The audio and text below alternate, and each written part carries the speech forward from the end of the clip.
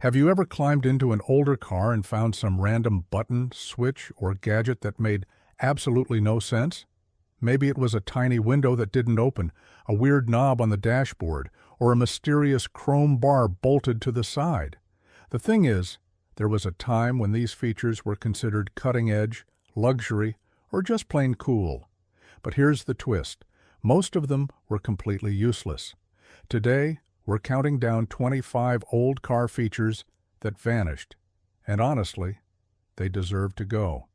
If you enjoy these deep dives into automotive history, go ahead and hit that like button and subscribe. Let's get into it. Number 25. Fender-mounted mirrors.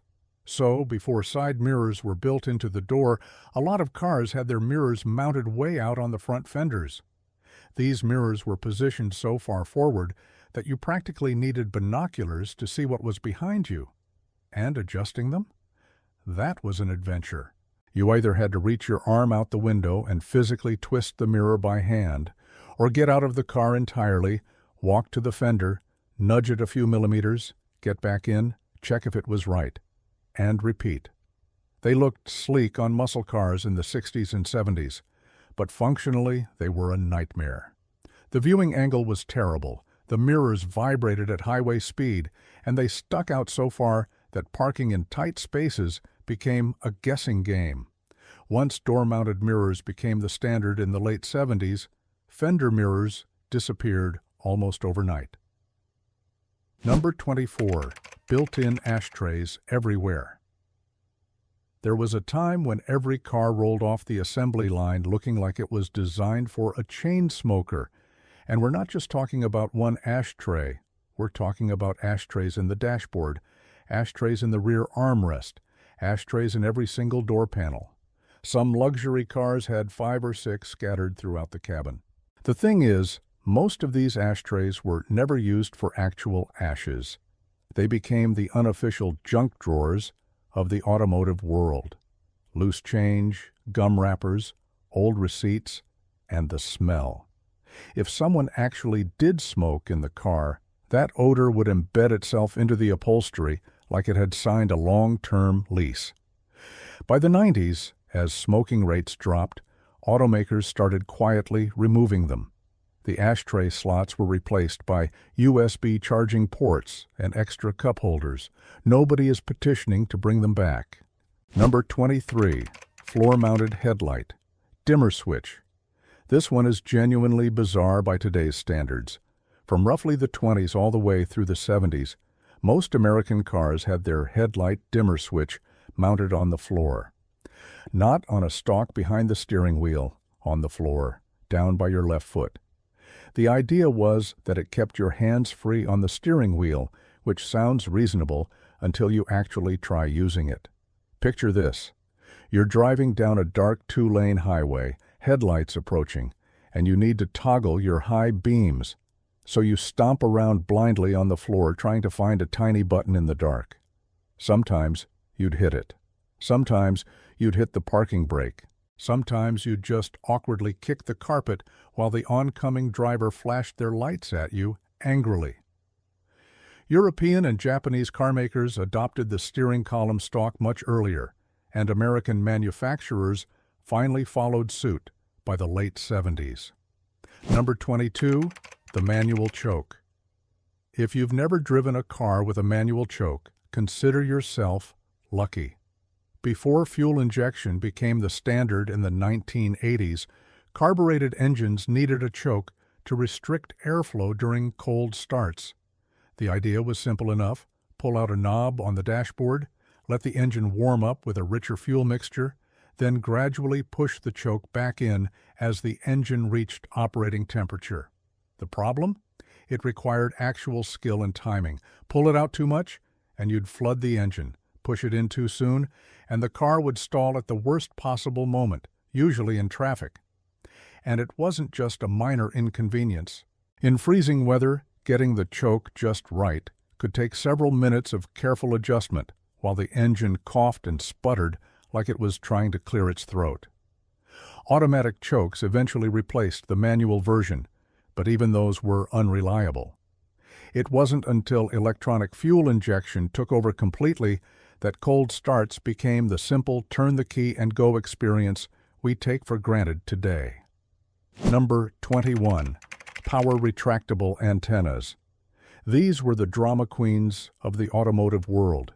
You'd turn on the radio, and a motorized antenna would slowly rise from the fender like a tiny metallic periscope. Turn the radio off, and it would retract. Sounds cool, right? For about 6 months it was. Then reality set in. These antennas were among the least reliable components on any car. The motors burned out constantly. The masts would get stuck halfway up, giving your car the look of a confused submarine. In colder climates, ice would freeze the antenna in place, and the motor would strip its gears trying to force it. And car washes? Forget to retract before going through an automatic wash, and you'd come out with a bent, mangled piece of metal at an odd angle. Modern cars use tiny shark fin antennas or wires embedded in the windshield, and they work better while being completely invisible. The retractable antenna was a solution that created more problems than it solved. Number 20. Curb feelers. These might be the single most ridiculous aftermarket accessory in automotive history. Curb feelers were thin metal wires or springs attached to the lower body panels, usually just behind the front wheels. Their one and only job was to scrape against the curb when you were parallel parking, making a scratching noise to let you know you were getting too close. That's it. That was the whole invention. They were especially popular in the 50s and 60s when cars were massive land yachts with terrible visibility. The problem was that curb feelers constantly bent, broke, or fell off. They'd scrape on speed bumps, catch on debris, and occasionally make horrifying noises that had nothing to do with a curb being nearby. The moment backup cameras and parking sensors became available, curb feelers became the automotive equivalent of a horse and buggy. They vanished so completely that most people under 40 have never even heard of them. Number 19. Vent windows. Also known as wing windows or quarter lights, these small triangular windows sat at the front corner of the front doors and could be cranked open independently. Before air conditioning became standard, they were your primary source of fresh air. You'd angle the window to direct a stream of air at your face. But they were also one of the easiest entry points for car thieves. A Slim Jim through that vent window could pop a door lock in seconds. They also created wind noise, leaked in rain, and the latching mechanisms were flimsy. By the late 70s, air conditioning had become affordable enough that vent windows became redundant, and manufacturers were happy to eliminate them because it improved aerodynamics and structural rigidity. They were useful once, but the moment a better solution arrived, they became pointless. Number 18. Front bench seats. Sliding across the front seat of a car like it was a park bench was a distinctly American experience. For decades, front bench seats were standard in everything from sedans to pickup trucks. 3 people could sit across the front row, which meant a standard car could carry 6 passengers. Sounds practical, but the reality was less glamorous. Bench seats offered almost zero lateral support. Take a sharp turn, and the middle passenger slid into whoever was on the outside like a human pinball. There were no individual adjustments, so one person was always uncomfortable. The safety implications were serious too. Without a proper headrest or contoured seat, occupants were more vulnerable in collisions.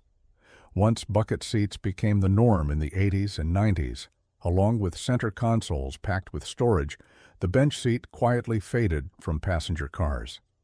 Number 17. Opera windows. If there was ever a car feature that existed purely for the sake of looking fancy, it was the opera window. These tiny, often oval or rectangular fixed windows were set into the rear C-pillar of luxury sedans and personal coupes, mostly during the 1970s and early 80s. They didn't open. They barely let in any light. And their contribution to rear visibility was somewhere between minimal and non-existent. In fact, they actively created bigger blind spots. The name itself was borrowed from the world of theater, implying that passengers in the back seat could see out, as if peering from an opera box. In reality, all you could see through one of these tiny portholes was a sliver of the parking lot. Manufacturers loved them because they were cheap to produce and gave cars a supposedly upscale appearance. Cadillac, Lincoln, and Chrysler slapped them on everything they could during this era. But as car design moved toward sleeker profiles and better visibility standards, the opera window was quietly retired. It was pure decoration masquerading as a feature, and the automotive world moved on without a second glance. Number 16. 8-track tape players. The 8-track tape player is a masterclass in how not to design an audio format. Introduced in the mid-1960s, 8-track tapes were marketed as the future of in-car entertainment. They were bigger than a sandwich, contained a continuous loop of tape, and divided albums into 4 programs that the player would cycle through automatically. Sounds fine until you realize the format had a fatal design flaw. Because albums didn't divide evenly into 4 segments, songs would often be split in half. You'd be right in the middle of your favorite track and suddenly hear a loud click as the player switched programs, followed by several seconds of silence before the song resumed on a completely different channel. The tape itself was also incredibly fragile. Heat, which is abundant in a parked car during summer, would cause the tape to stretch, warp, and eventually jam inside the player. When it jammed, you'd pull out a tangled mess of brown ribbon that looked like the car had eaten spaghetti. Cassette tapes replaced 8 tracks by the late 70s because they were smaller, sounded better, and didn't randomly chop your music in half. Number 15. Faux wood paneling. There was an era in American automotive history when someone decided that cars should look like they were partially made of furniture. Faux wood paneling, or the woody look, was applied to station wagons, minivans, and even some sedans from the 1940s all the way through the early 90s. The earliest versions actually used real wood, which rotted, warped, and required constant maintenance. But even after manufacturers switched to vinyl decals and plastic appliques designed to mimic wood grain, the problems didn't go away, they just changed. The vinyl would peel, bubble, and fade in the sun. The adhesive would fail, leaving cars looking like they had a severe skin condition. And from a style perspective, faux wood paneling aged about as gracefully as a leisure suit. By the mid-90s, the look had become so dated that it was essentially a punchline. The Chrysler PT Cruiser briefly tried to revive wood-look trim in the 2000s, and that experiment confirmed what everyone already knew. Nobody actually wanted their car to look like a log cabin on wheels. Number 14. Hood ornaments. Hood ornaments were once the crown jewels of the automotive world. Every major manufacturer had one, from Cadillac's Flying Goddess to Pontiac's illuminated Indian Head to Rolls-Royce's Spirit of Ecstasy. They were supposed to convey luxury, prestige, and brand identity. And for a while, they did. But here's what they also did. They created aerodynamic drag. They were easy targets for vandals and thieves, and they posed a genuine danger to pedestrians in collisions. A solid metal figurine mounted at head height on the leading edge of a car is essentially a battering ram in a pedestrian accident. European pedestrian safety regulations beginning in the 1970s started cracking down on protruding hood ornaments, and American manufacturers followed suit over the following decades. Some brands, like Mercedes-Benz, transitioned from a raised star to a flat badge integrated into the grille. Rolls-Royce engineered their Spirit of Ecstasy to retract into the hood when touched. But for most cars, the hood ornament simply vanished, replaced by nothing at all. The front of your car doesn't need a tiny sculpture on it. It never really did. Number 13. Built-in car phones. In the 80s and early 90s, having a car phone was the ultimate power move. These bulky units were hardwired into the vehicle with a handset on the console and an antenna bolted to the trunk. They cost a fortune to install, the per-minute charges were astronomical, and the call quality sounded like talking through a tin can during a hurricane. But people bought them because the status factor was off the charts. The thing is, car phones were essentially obsolete the moment portable cell phones became affordable. Why have a phone bolted to your car when you could carry one in your pocket? By the late 90s, car phones had become relics, their mounting holes covered with blank plates. The whole concept existed for barely a decade before being replaced by something infinitely more practical. Number 12. Fender skirts. Fender skirts were smooth metal or fiberglass covers that went over the rear wheel wells, hiding the tires behind a sleek, unbroken body line. They were popular from the 40s through the 60s, particularly on luxury cars. The idea was purely aesthetic. A car with fender skirts looked longer, lower, and more streamlined. The problem was everything practical. Changing a flat tire was a nightmare because you had to remove the entire skirt first, held on with clips that seized up with rust. Checking tire pressure? Same ordeal. Brake inspections became significantly more complicated. They also trapped moisture and road salt, accelerating rust on the very body parts they were supposed to beautify. As car design moved toward wider tires and aggressive wheel designs in the 70s, fender skirts disappeared from production vehicles entirely. Number 11. 1980s digital dashboards.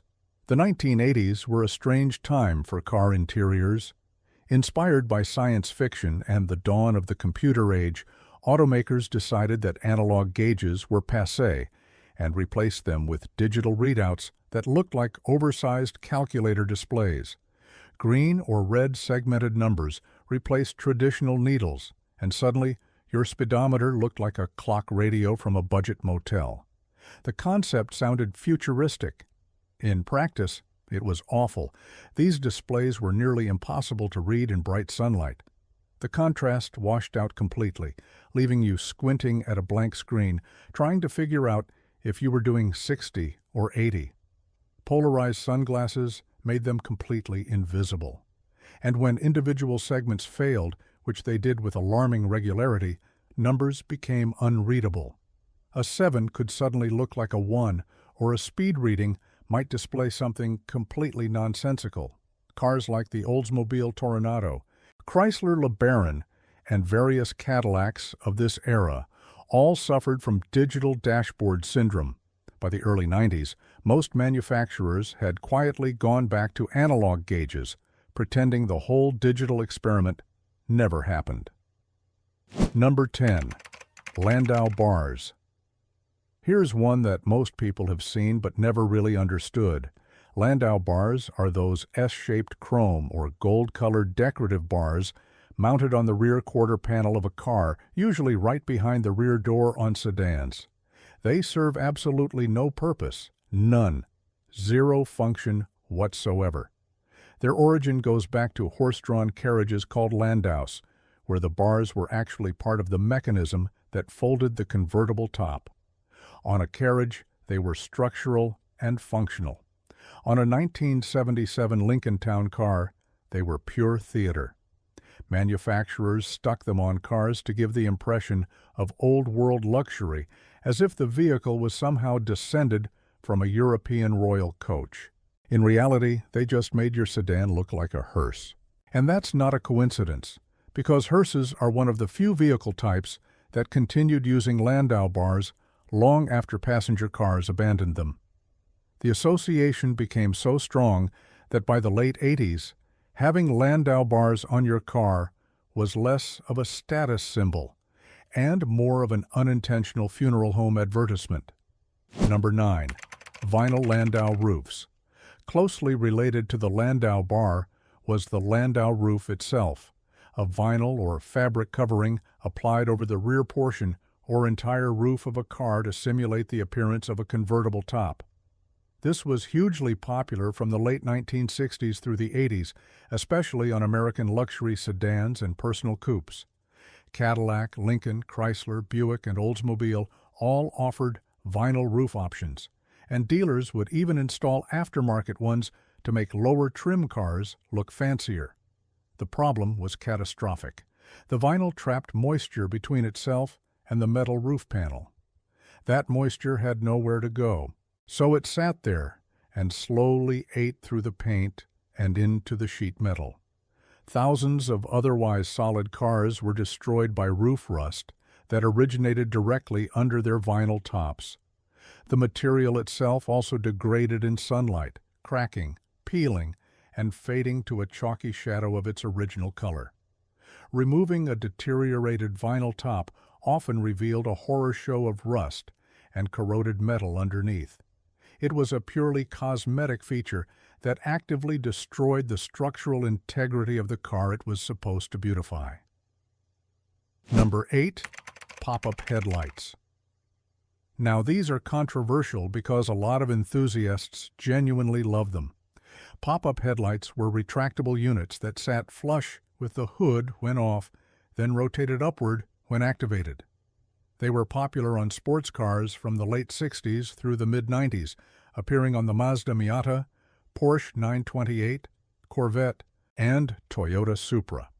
They looked incredible, but they were mechanically complex and notoriously unreliable. The motors and pivot points were exposed to road grime, water, and ice. Failures were common, leaving cars with one headlight up and one down, a look known as the wink. Repairs were expensive because the entire mechanism sat behind the front bodywork. They also added weight and created aerodynamic drag when raised. The final nail came from pedestrian safety regulations. A raised headlight housing created a sharp impact point at pedestrian head height. By the late 90s, they were gone from production entirely. Number 7. Push-button automatic transmission. In the late 50s, Chrysler decided that the future of driving was push-button gear selection. Instead of a traditional shifter, the Chrysler, DeSoto, Dodge, and Plymouth lineup featured mechanical push buttons on the left side of the dashboard. You'd press a button for park, reverse, neutral, drive, or low. It felt space-age. The reality was less glamorous.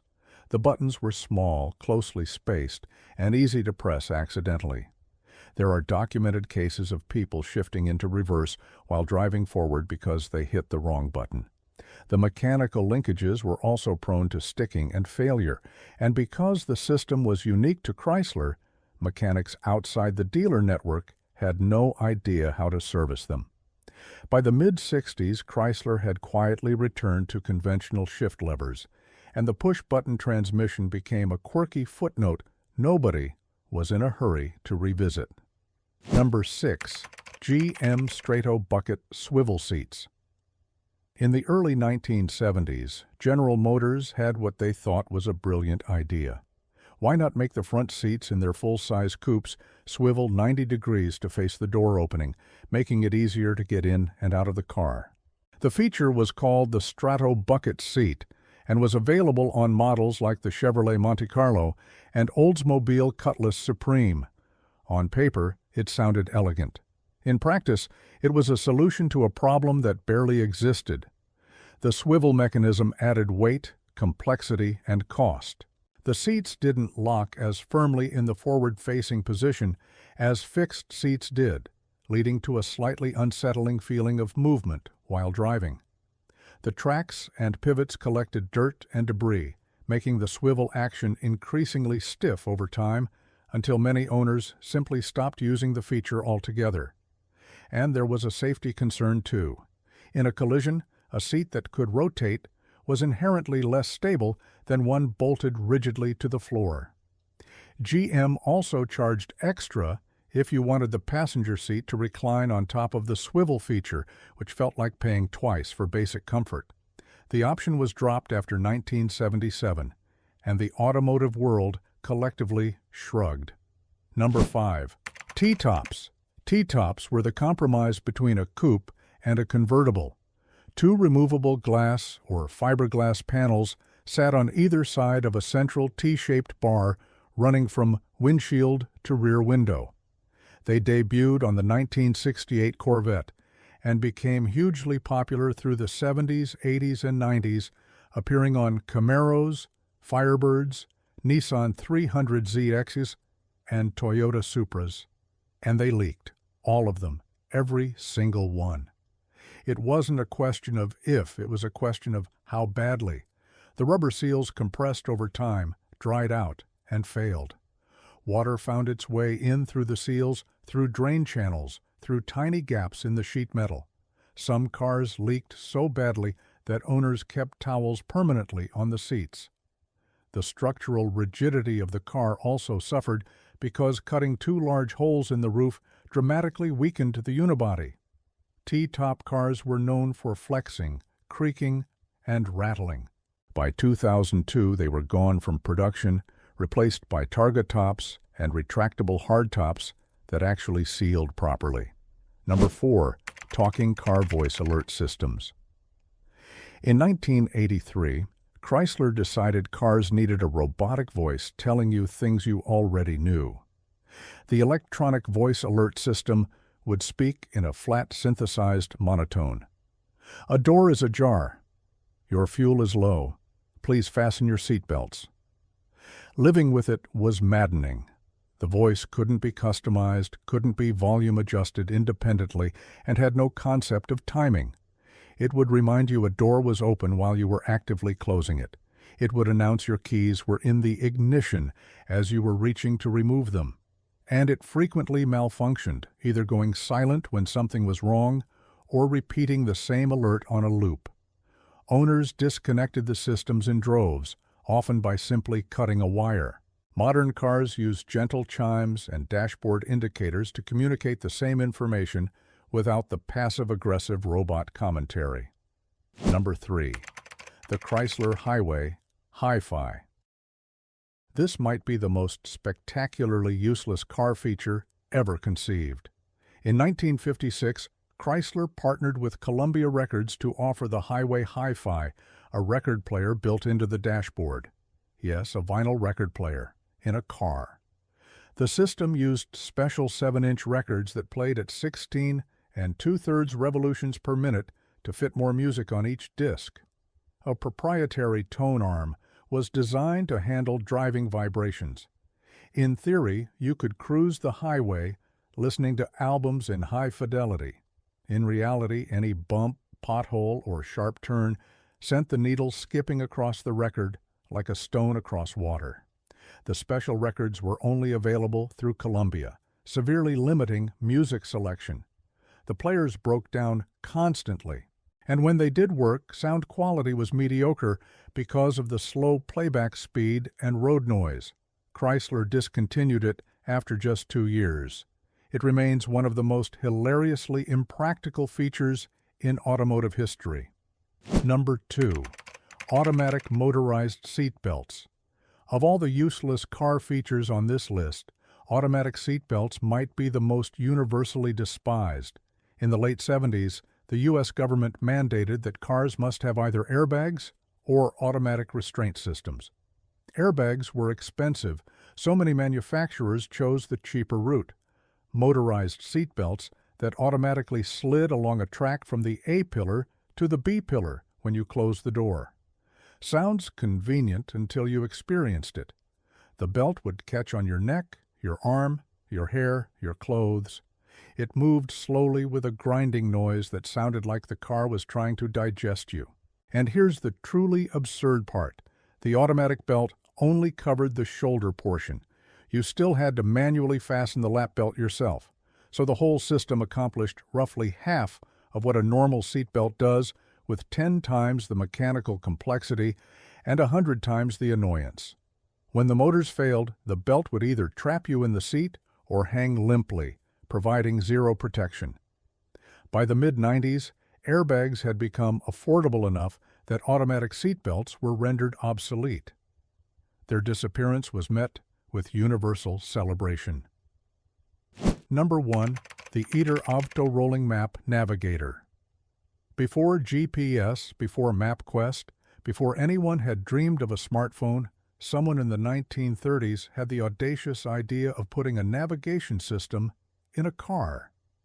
The Eater Auto was an aftermarket device that used small scrolling paper maps, similar to rolls in a player piano.